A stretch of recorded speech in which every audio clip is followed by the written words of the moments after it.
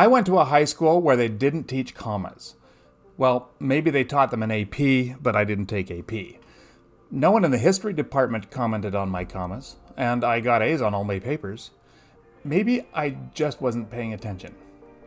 Whatever the reason, when I went to university, I was put into the lowest level English class, and I barely passed it.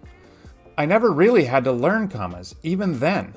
Back in those days, we wrote our papers with things called pens and paper, and then we paid someone about 75 cents a page to type it up for us. The people who knew how to type also knew about commas, so that worked itself out nicely. Then I got hired to teach grade 7, and then I had to teach commas, at least some of them. This was the first time I cared about commas, so I learned them. And you know what? It really isn't as hard as I thought. But they are really important, so I'm here to help you with your commas. I've got 8 rules that will help take care of about 90% of your comma confusion. We will start off with 6 easy comma rules, and if you know the simple 6, you will get about 80% of your commas correct. I saved the 2 trickier ones till the end, and they really aren't that bad either. After you watch this video once, you can go back to the specific rules that you need to review by clicking on the relevant individual segment that you can find listed in the description. Oh, and before we get started, I should mention that I'm a bit into zombies. You will see why that's relevant as we continue on. So the first comma rule is to use a comma between each item in a series. A series is a group of 3 or more items having the same form and function in a sentence. The series can be a series of words, phrases, or clauses. That thing I just said was a series of words. See how you separate each with a comma? There is some debate around the last comma. It's called the Oxford comma. Is it necessary? Well, use it, don't use it, ask your teacher, or just be consistent. I personally am a fan of the Oxford comma. It wasn't always thus, but I was convinced that sometimes it actually changes the meaning of a sentence if it's omitted. Here's another example. He looked in the trunk, under the car, and through the garage, but he couldn't find the tire iron. These commas separate phrases in a series. And this sentence provides an example of separating clauses. Mary promised that she would be a good girl, that she would not bite her brother, and that she would not lure the zombies into the old well. That wasn't too hard, was it? The next rule is also pretty easy. Generally, use a comma after an introductory word, phrase, or clause. Now, before you zone out because I said the word clause, I used to zone out whenever someone said the word clause. Let me explain because it's going to make things helpful. My student Andrew once said that a clause was a sentence type thingy, and he's basically right. It's not a sentence, but it's a part of a sentence, and it has a subject and a verb or an implied subject and a verb. So this example will make all this clear. If they want to survive, the townsfolk will need to continue working on their cardio. This is a sentence, and this sentence has 2 clauses. It has a main clause and it has an introductory clause. The main clause is the core of the sentence. Introductory clauses start with adverbs like after, although, as, because, before, if, since, though, until, when, etc. In this example, the main clause is the townsfolk will continue working on their cardio. The introductory clause is if they want to survive. The main clause and the introductory clause are separated by a comma. It's as simple as that. Here are some more examples of this kind of comma use. Because Rover kept barking insistently, comma, he was attacked by zombies. As Evan was falling asleep, comma, a walker stepped on his hand. And while grappling with a zombie, comma, keep your fingers clear from its mouth. Introductory clauses are separated from the main clauses with the comma. Introductory phrases are too. Phrases are different than clauses because they don't have a subject and a verb. For example, to survive, the townsfolk will need to continue working on their cardio.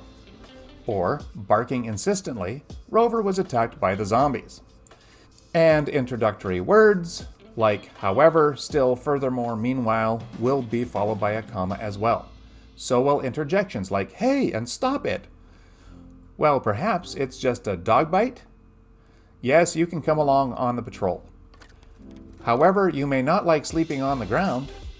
Hey, don't lure the poor zombies into the well. Here's the third rule. Use a comma between adjectives. The full rule actually is use a comma between coordinate adjectives, but don't use a comma between cumulative adjectives. But let's not overcomplicate things, shall we? Don't worry about the coordinate and cumulative stuff right now, just understand the principle. An adjective is a describing word. Adjectives describe nouns. Like heavy in the heavy crowbar. Like rusty in the rusty crowbar. Like rusty and heavy in the heavy rusty crowbar. Notice that in the last sentence there is a comma between heavy and rusty. That's the comma we're talking about with this rule. So just stick a comma between two words that are describing a noun. Simple. There's just one little exception here. I'm sorry. No comma is necessary to separate adjectives that provide information about size, shape, age, color, national origin, religion, or material. This is about that word cumulative that you don't have to remember. And you don't have to remember that list either, size, shape, age, color, etc. Let's just work with the examples here. The tall oak tree, the old cotton dress, a red fire truck. You don't put a comma here. Just remember this rule of thumb. If you can't rearrange the adjectives and you can't stick an and in between them, then don't stick a comma in between them either. The heavy rusty crowbar from our example before works as the rusty heavy crowbar. It also works as the heavy and rusty crowbar, so the comma is appropriate. How about this one? The tall oak tree. The oak tall tree? The tall and oak tree? These don't work, so no comma in the tall oak tree. So if you are writing about hiding from a rampaging motorcycle gang in a dilapidated apartment building, where do you put the commas, or do you use them at all? Hit pause if you want to puzzle it out before I give the answer. You won't ever hide from a motorcycle rampaging gang in an apartment dilapidated building. But if you could, you'd punctuate it like this. No, you will be hiding from a rampaging motorcycle gang in the dilapidated apartment building. So the correct punctuation is this. No commas. If you can't flip them or put an and in between your adjectives, no commas. Rule number 4. We are halfway there. Use a comma to indicate direct address. Basically, put a comma around the name of the person being addressed by the speaker in the sentence. I think, Rick, you're wrong. Rick, I think you're wrong. I think you're wrong, Rick. That's easy enough. Rule number 5. Use commas to set off direct quotations. Basically, separate the sayer from the said with a comma. Mr. DeYoung said World War Z is not a zombie movie, but a movie with zombies. Or, World War Z is not a zombie movie, but a movie with zombies, Mr. DeYoung said. Or, World War Z is not a zombie movie, Mr. DeYoung said, but a movie with zombies. And the last of the simple 6 is some miscellaneous rules on how to use commas with dates, addresses, titles, and numbers. Rules for dates. In dates, the year is set off from the rest of the sentence with a pair of commas, as in, Night of the Living Dead premiered on October 1, 1968 at the Fulton Theater in Pittsburgh. Rules for addresses. The elements of an address or place name are separated by commas. A zip code or postal code, however, is not preceded by a comma. Rick Grimes' address was 817 Cherokee Avenue, Southeast, Atlanta, Georgia, 30315. Rules for titles. If a title follows a name, separate the title from the rest of the sentence with a pair of commas. As in Pete Anderson, MD, is a surgeon and resident of the Alexandria Safe Zone. Rules for numbers. In numbers more than 4 digits long, use commas to separate the numbers into groups of 3s, starting from the right. In numbers 4 digits long, the comma is optional. Now take a bit of a stretch break. We've got 2 more rules, and these are a little trickier. Many adults, even teachers, can struggle with these, but the good news is that they aren't really that hard to master, especially rule number 7. Use a comma to separate independent clauses. Have you ever wondered why there is sometimes a comma before an and or a but in a sentence, and sometimes there isn't one? I was going to get married, but my fiancée turned into a zombie. Do I put a comma before the but or not? Is it optional, like the Oxford comma? Is it one of those differences between the Brits and the Americans? No, it's not one of those things, and it's not optional. There's a simple explanation as to when you do and when you do not use a comma before the words and, but, or, for, nor, yet, so. Here's the rule. Put a comma between independent clauses when they are joined by for, and, nor, but, or, yet, so. Okay, two things. First, you can remember these words by using the acronym FANBOYS. The second thing, some of you are ready to tune out because I said the words independent clause. I know because I used to tune out when anyone said the words independent clause. But hang in there, this isn't hard at all. Now, what's an independent clause and why do I care? A clause is a biggish part of a sentence, right? Here is a sentence. Fluffy kept barking insistently, so he was attacked by zombies. This is a sentence. Most importantly, it's a complete thought. It also starts with a capital and it ends with a period, and these are sentence things. This sentence has two clauses. They are both independent. You know what independent means. It means that you can do things on your own. Dependent means you can't. An independent clause can stand on its own. The two clauses in this sentence are independent. Rover kept barking insistently. It makes sense on its own. It's independent. It's not dependent because it doesn't need any support to stand up. It makes sense all by itself. He was attacked by zombies. This is also a complete thought, and it's also independent. So let's go back to the rule. If you have two independent clauses, and they are joined by a fanboy word, then you need to have a comma. So is a fanboy word, so this comma is necessary. Now let's change the sentence up a bit. Fluffy kept barking insistently and was attacked by zombies. Again, the first clause, Fluffy kept barking insistently, is independent. But now the second clause is no longer independent. Was attacked by zombies isn't a complete thought. It can't stand on its own. It needs the other clause. So it's now dependent on that other clause. It's like a toddler who needs help to stand. Now the comma is not necessary. We still have a fanboy word, but it's not in between two independent clauses. Do you think you've got it?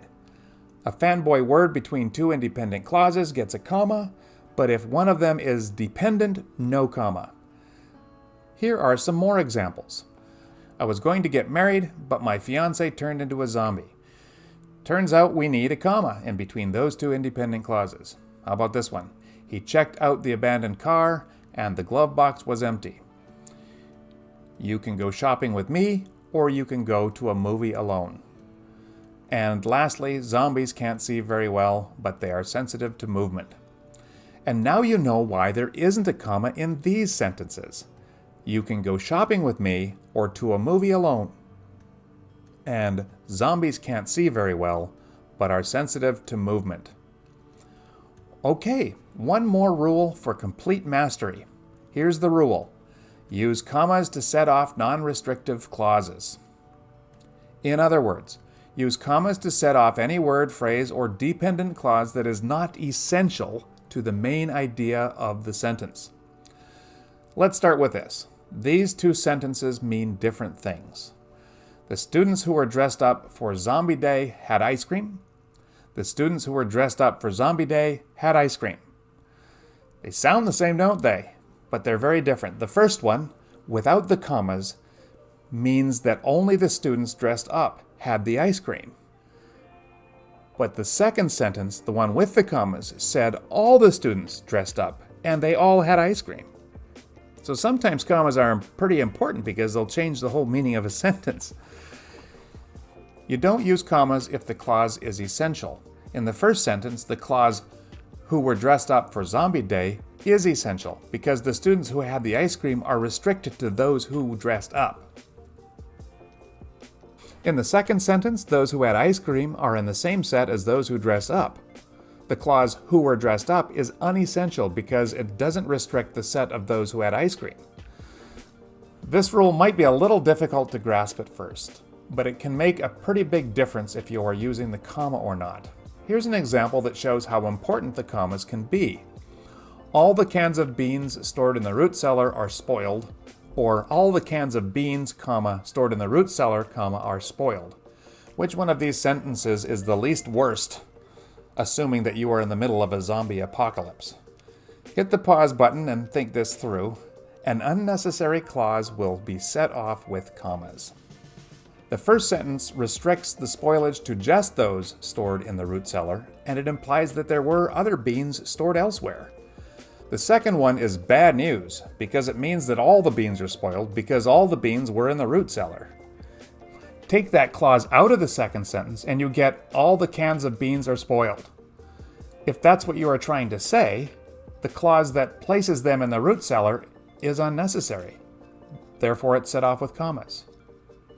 For more explanations and examples of this particular rule, do an internet search for commas with restrictive and non-restrictive clauses. I hope this helps. Remember to review the rules that you are still struggling with. You can revisit a particular rule by clicking on the appropriate segment in the description. Thank you and happy writing!